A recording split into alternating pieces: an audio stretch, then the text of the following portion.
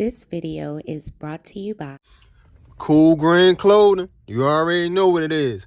We done gone worldwide and we coming straight out of Baltimore. Go online right now at coolgreenclothing.com and I assure you, you'll find something on the website right now just for you. Oh yeah, and by the way, if you ain't cool and getting the green, you're in the way. And that's just basic. What's going on, YouTube, fam? It's your boy Tony 2 times, and we back with another episode of the Baltimore Way, man. Before I start, be sure to tap that like button. It's free. It helps get the video out there.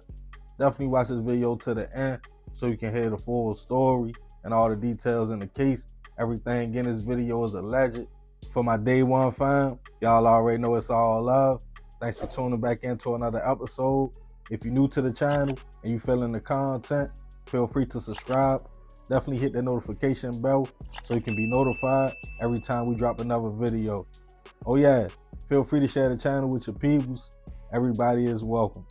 With that being said, let's get right into the story. As we live long enough and start to understand our journey in this world, one thing for sure most start to realize is life is not always easy. It's full of ups and downs, dark days, hurdles, heartaches, losses, but it can also be bright days, growth, elevation, gains, and happiness. It's really all about how you view things and choose to live. That's why, as an old saying, life is what you make it. What makes the next person happy might not make you happy.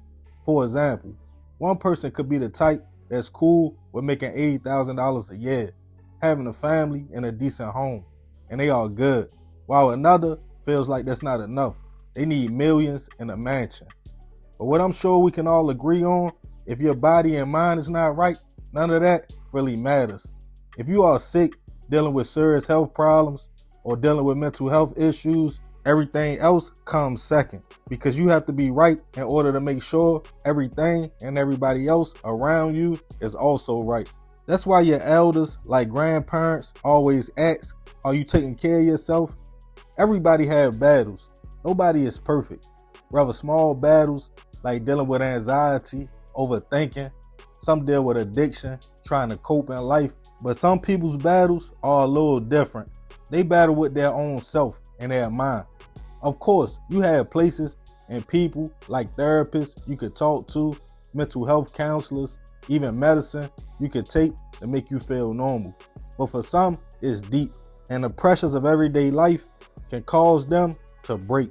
And on this episode of the Baltimore Way, we'll be taking it outside of the city to the state's capital, Annapolis, Maryland, to discuss the case of a woman accused of slaying both her mental health counselor and her boyfriend just a week apart.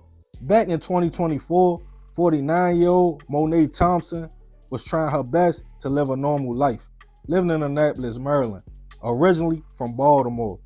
She had what some would consider a rough life, mostly dealing with mental health issues that went back to her younger days. 14 years prior, Monet was arrested for an attempt to take her mother's life by shooting her. Fortunately, her mother survived, and Monet found herself standing in a Baltimore County courtroom facing serious charges. But after a mental health evaluation, she was found not criminally responsible by reason of insanity, but she was committed to the Maryland Department of Health. After years of rehabilitation and diagnosis, in 2017, a psych hospital believed Monet was well enough and doing good enough to transition out of their care. She was discharged, but under a lot of conditions. She stayed out of trouble, possessed no weapons, and attended weekly sessions with mental health counselors at local hospitals. In 2022, she was placed in Annapolis, Maryland, and sent to attend meetings at Arundel Lodge, Inc., an outpatient facility for mental health and substance abuse patients, to make sure her mental was good. While there, Monet met a nice woman and also her counselor, at the time 59-year-old Allison McIntyre. Allison was described as helpful, caring, loving, the type of woman who didn't value money or material things, but her relationships with people. She never judged, making her a great counselor. She loved people and animals, and when not at work, being a mother to her 4 kids. She made sure Monet stayed on track, not only mentally stable, but having a job, being able to take care of herself, keeping up her home and car, just being a support system and a friend. So Monet wouldn't feel alone or resort back to old ways, causing a mental break. While attending her sessions, she even met a man, 47-year-old John Logan, known by family and friends as School. John was an Annapolis native. After high school, he worked hard in the area at a company cutting and installing granite. Eventually, he took his skills and started his entrepreneur journey. He purchased a few box trucks, vans, snow plows, and other equipment, in which his hustle landed him contracts with Anne Arundel County, delivering office supplies, and he was also called to plow snow in the winter. Always smiling and willing to hang out, especially if it was a Washington Commanders football game, which he was a big fan of. It's not clear while John was attending sessions. Maybe he was dealing with his own battles, but Allison was also his counselor as well. Him and Monet hit it off. She would often visit his apartment on Georgetown Road in Annapolis, or they would hang out, go out for nights on the town. It seemed Monet was making a smooth transition with her new life, but tragedy would strike when on September 26, 2024, Annapolis police were called about shots fired at John's apartment complex. Witnesses claimed to see a woman running from the building and fleeing in a car. When police arrived to the building, neighbors pointed to John's apartment, stating that's where the shots came from. They knocked on the door with no response before twisting the doorknob, in which the door was unlocked. What they found was a horrible scene. John laying on the floor, suffering from a gunshot wound to the back of the head, and unfortunately, he was already gone. An investigation started. As police asked people close to John, did he have any known enemies? They all stated no. When people told his loved ones, witnesses stated a woman ran out and described her. Some of John's loved ones stated it had to be his girlfriend, Monet, but they had no solid evidence. And even though now she was under police radar, they needed to build a case. As John's family and the community was grieving, Monet just went on with life and didn't speak much about the situation, even to Allison. Then a week later, on October 3rd, 2024, Monet called Allison and told her she had ran out of gas and was having car trouble. She needed some help. Always willing to help a friend, she told her no problem. She told her daughter she would be right back. She was heading to the shopping center where Monet was at to help her out. Not long after, police were called by multiple people about shots fired in a parking lot inside of a car. When they arrived, they found Allison laying in her vehicle suffering from multiple gunshot wounds, and unfortunately, she wouldn't survive her injuries. Witnesses told police a woman got in the car with her. They drove for a little second. Seconds later, shots went off. The woman got out, fled, and jumped in another vehicle, which was caught on surveillance camera. A search for the vehicle started, and it was last seen in the neighborhood Monet lived in. It didn't take long for police to pick her up, take her in for questioning. Monet just had a blank look on her face and really didn't say much. When asked about meeting Allison, she stayed quiet.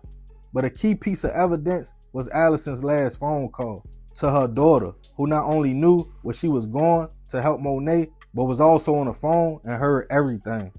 With that, Monet was taken into custody, charged with first-degree hit, and held without bail. The community was devastated. A counselor lost her life just trying to help a patient who she considered a friend. Her daughter spoke out on that tragic evening, last seeing her mother, who told her she was going to help out Monet, talking to her while in a Safeway parking lot, hearing Monet get in the car and her mother asking, "Where are we going?" before then hearing the shots. Silence, then people asking, "Are you okay?" Telling her mother to breathe and telling others to go get help. She stated her mother didn't deserve that at all. While Monet was in custody, investigators looked back into John's case. They believed the same vehicle was used as well. It was described by witnesses as the getaway car. In a second interview with Monet, police told her they were here to talk about a homicide. At that time, she was only charged with one, and that was Allison's. but she slipped up and calmly asked which one, leaving police to determine she in fact had knowledge in John's case as well. With that, she was hit with another first-degree hit charge. Some felt Monet was supposed to have been off the streets after John, and local police got a lot of backlash. But they told the public it takes time to build the case. But unfortunately, Monet struck again. As of now, these cases haven't made their way to court yet. And until then, Monet is considered innocent until proven guilty. Rest in peace to John and Allison. I send my prayers and condolences to both of their families.